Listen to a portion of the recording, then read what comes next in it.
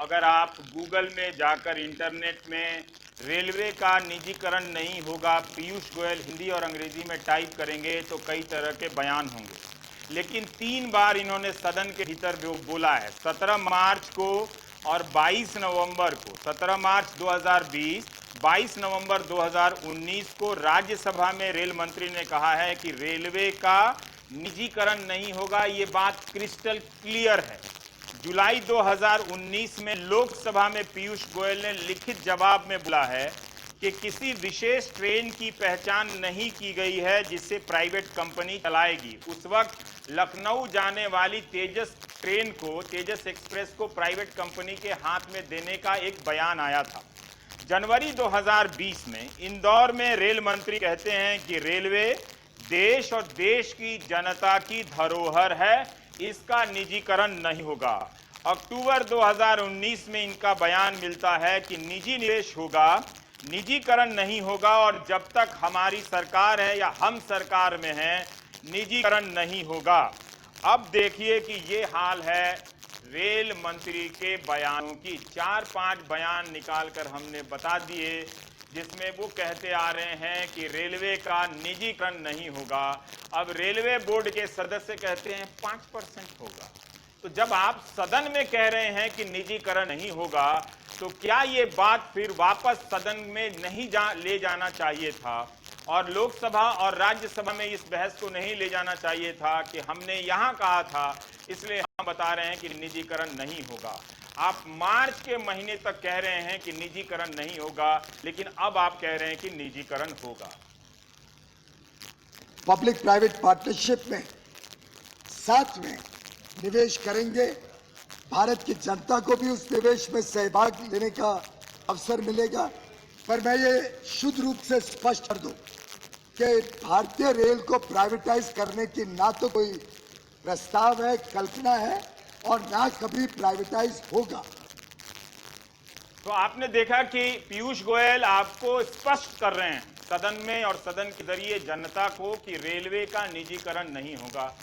परिमल, जरा बताइए कि अभी जो रेलवे ने कदम लिया है ये कौन सा कारण है? निजीकरण है या कोई और कारण है? बात कह के सदन से पलट जाने का कोई कारण है ये?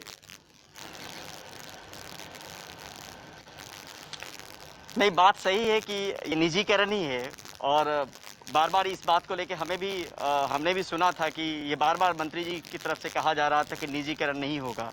लेकिन कल इन सब चीज़ों पे विराम लग गया जब रिक्वेस्ट फॉर क्वालिफिकेशन को लेके रेलवे ने लंबा चौड़ा बयान दिया कि कुछ प्राइवेट पार्टी है जो ट्रेन ऑपरेट करेंगी और 151 ट्रेनें ऑपरेट करेंगी। जो दलीलें दी गई हैं वो दलीलें कुछ इस तरह से हैं कि मॉडर्नाइजेशन कोच का किया जाएगा जिससे आप वर्ल्ड क्लास ट्रैवल का आनंद ले सकेंगे, ट्रैवल टाइम घटेगा, जो सेफ्टी मेजर्स हैं वो ज़्यादा बेहतर हो पाएंगे, मेंटेनेंस कम करना पड़ेगा, आपकी जॉब अपॉर्चुनिटी बढ़ेगी। ये कुछ दलीलें हैं जो दी गई हैं और बताई गई और पुख्ते तौर पे आज भी प्रेस कॉन्फ्रेंस में यही दलीलें दी गई कि ये सब वजह हैं जिसकी वजह से हम कर रहे हैं।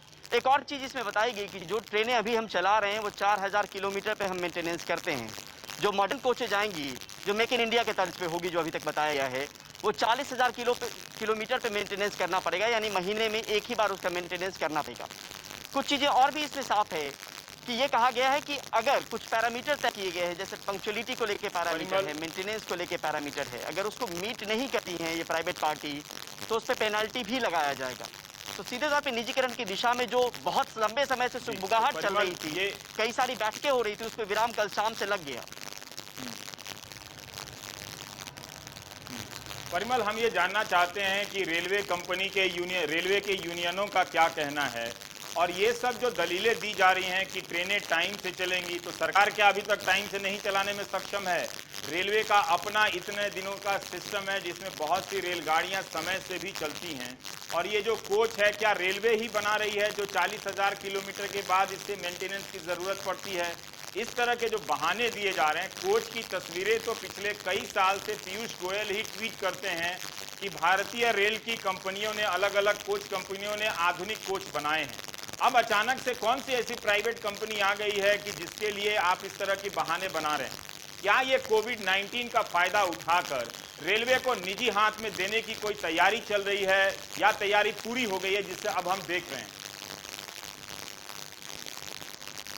देखिए, 2-3 चीज़ें लगातार, आपके सवाल बहुत सारे हैं, उसमें जवाब देना बहुत ज़रूरी है। एक-एक करके मैं जवाब देता हूँ। कुछ हमने हफ्ते भर 10 दिन पहले देखा था कि रेलवे ने ये कहा था, कंपेयर करके पिछले साल से 2 महीनों की तुलना इस बार की थी, तो 58% उसकी जो कमाई है वो घटी थी। यानी कोविड के दौर में जो कमाई है वो घटी थी। फाइनेंशियल कमिश्नर को लिखा गया, फाइनेंशियल कमिश्नर ने चिट्ठी लिखी थी तमाम जोन के जीएम को कि जो कटौती आप कर सकते हैं वो कीजिए। कई सारी चीज़ें थी, उसमें फर्नीचर नहीं खरीदना था, टेबल कुर्सी नहीं खरीदनी थी, कंप्यूटर नहीं खरीदना था, नई गाड़ियां नहीं लेनी थी, फंक्शन त्यौहार कम करने थे, वर्चुअल मीटिंग पे जोर देना था।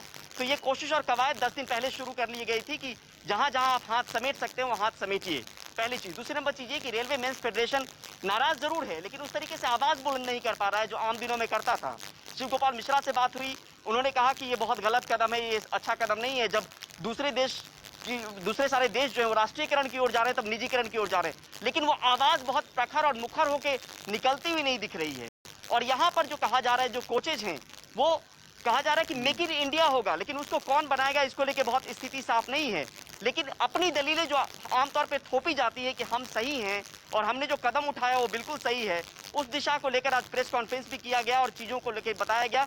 लेकिन आप अपनी ही बात करेंगे, जो आपकी बात है, जो आपकी ज़बान में है, जो आपके दिमाग में है, आप वही बात करेंगे और उन्हीं चीज़ों को रखा गया। हम बहुत सारी क्वेरी वहाँ पे शांत जरूर हुई, लेकिन ये जो दिशा में बहुत दिनों से जो चल रही थी चीजें कि निजीकरण होगा नहीं होगा, बैठकों का दौर चल रहा था, उस पर आखिरकार विराम लग गया और 2023 के अप्रैल से ट्रेनें चलनी भी शुरू हो जाएंगी जो प्राइवेट पार्टी ऑपरेट करेंगी।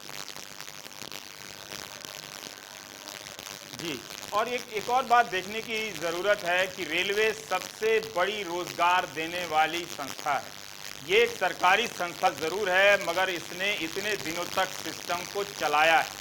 अब ट्रेन देरी से चल रही है। आप पिछले 2 साल पहले जब हमने रेल सीरीज चलाई थी, तब यही कहा गया कि कुछ सेक्टर में पटरियां बिछाने का काम हो रहा है, उसके बाद ट्रेनें टाइम से चलेंगी।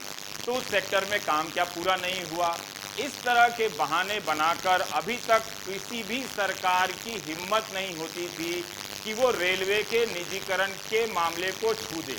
तो अलग अलग तरीके अपनाए गए, कभी ज़मीन देकर, कभी प्राइवेट और पब्लिक पार्टिसिपेशन के नाम पर प्राइवेट कंपनियों को घुसाया गया।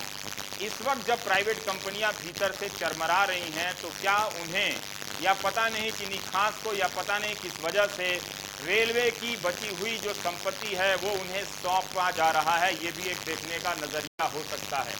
जब 2018 का समय आया था और लोकसभा का चुनाव नजदीक आ रहा था, तो लोको पायलट की 1 लाख वैकेंसी निकाली गई थी। आज भी उस वैकेंसी की अपॉइंटमेंट रेलवे ने पूरी नहीं की है और कभी भी पीयूष गोयल इस पर बोलते नजर नहीं आते, जबकि ट्विटर हैंडल पर रोजाना देश भर के छात्र, भोपाल हो, गोरखपुर हो, हर जगह के ट्वीट करते नजर आ रहे हैं। तो जब खुद रेलवे ने अपने रोजगार देने की संभावनाओं को सीमित कर दिया है, तो प्राइवेट सेक्टर कैसे लेकर आएगा इस क्षेत्र में रोजगार?